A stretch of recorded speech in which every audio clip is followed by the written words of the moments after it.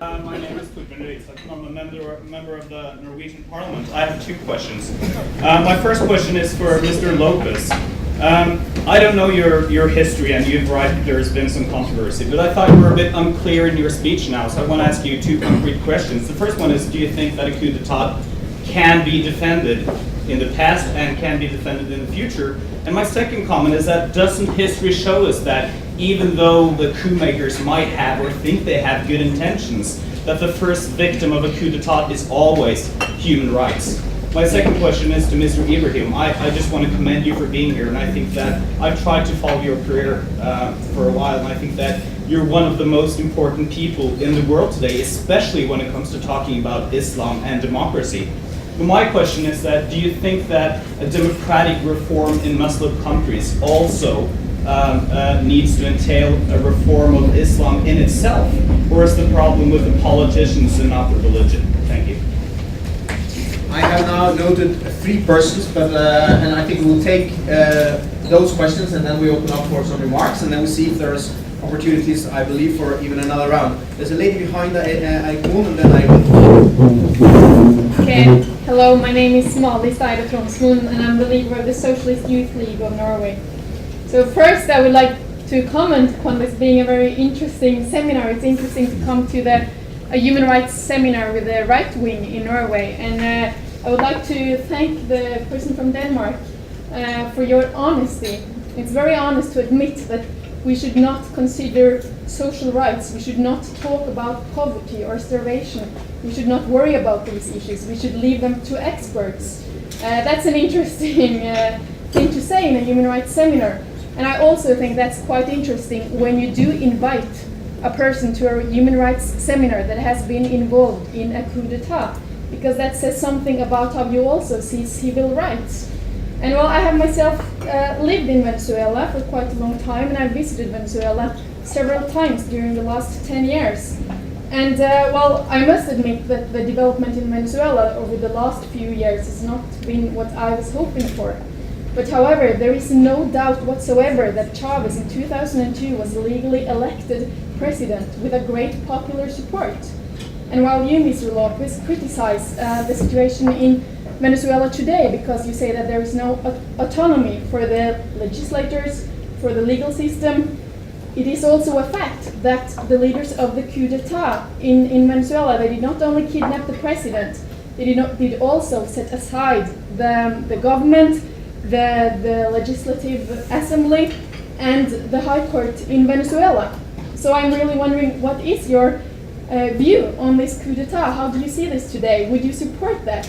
And also, I'm wondering how you see the Venezuelan opposition's cooperation with other anti-democratic movements in Latin America today, because we see in countries such as Honduras, El Salvador, Bolivia, several countries, that you have anti-democratic right-wing movements challenging the change and the legally elected governments of the peoples of these countries.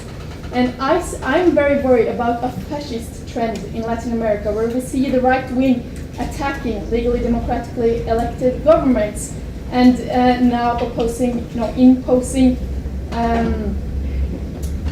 anti-democratic governments. We have seen this before in Latin America, and I'm very worried, not only about Venezuela, but several Latin American countries. So I would like your comment upon this. Thank you. Anyone from the International Democrat Union. I think perhaps a number of the points raised now were already answered in the introduction, but I have a question of a little different kind, because with regard to Latin America, it's clear that a number of the present threats, not the past threats, but the present threats, seem to be coming from left-wing populists who are taking over a certain power, also after being elected. Ecuador, Bolivia, and Venezuela are certain examples. But I have a question, because I would first of all like to thank Dr. Lopez and also Anna Ibrahim for giving the testimony here, because that sets into perspective some of the debate that has been raised by some groups here. So I would particularly commend those two for coming, excellent speakers by the others. But then to the question, because I sense a sense of relativity, a relativism in the presentation that Gudmundsson had, on the issue of human rights, that it's merely a question of dialects, whether you have the fundamental rights, freedom of speech, freedom from tyranny, and then the social rights. And I didn't hear what you heard also, what was said on that aspect. But I would like to challenge Anwar Ibrahim. What is your opinion on that? Do you agree that this is merely a question of dialects in your addressing of the issue? And then the final comment before the panel. Constantine Karami from the Ministry of Foreign Affairs here in Oslo. Though I'm not representing the ministry, I do have a question for you, especially Mr. Ibrahim. Thank you very much, and thank you all of you for your presentations, which were very interesting and very touching too. Mr. Ibrahim, you drew forth the example of Indonesia and the development that is going on there. Now, you may know that the Norwegian government is engaging into human rights dialogue with countries like Indonesia, but also Vietnam and China, who have quite a challenged human rights record. One view is that one should engage into dialogue and present the views, and perhaps something will trickle into the system. The other view goes that you shan't do that because it is legitimizing that system that is challenging human rights or violating human rights. I would like to hear your opinion on that, Mr. Ibrahim. Is it an either or? Is it a both? Or is there some other way that we can do it? When I see the time and our agreement of trying to land within 9:30, I think that it is good if you include the comments as reply or response to the questions in the plenary as part of your closing remarks. Because unfortunately we don't have time to do another round. And I guess we could probably then do it in the reverse order. So that Anwar Ibrahim, you open the closing remarks and we go in the opposite direction of how we introduce all of you. Thank you. You need to invite me again if I don't happen to go to jail to be able to reply to the issue. For example, democratic reform, whether it requires reform within Islam. I mean, the issue of reform within Islam has been debated for 1,000 years, and it is necessary, it is essential to see things in a different perspective. I'm not talking about the core issues, but how we interpret the issue of justice, our development. A very known scholar from Pakistan, Muhammad Iqbal, talks about ijtihad, a renewal of thought.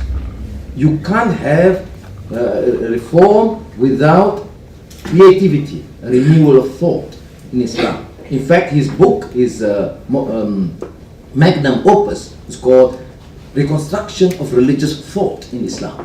You have to reconstruct religious thought in Islam without making you a non-Muslim. I mean, so that the context is there. It's very important. Is democracy, freedom, justice. All right. Now, the second issue is that was your issue. I mean, the second issue whether human rights is relative or dialectics. In detail, yes, and some minor issues. And this is why sometimes I have a problem with some of our friends in the West. We can't expect a Muslim in Pakistan or Malaysia to agree in its entirety the details, whether you should allow gay marriage or not. You can say that you'll be happy, but we will lose our elections.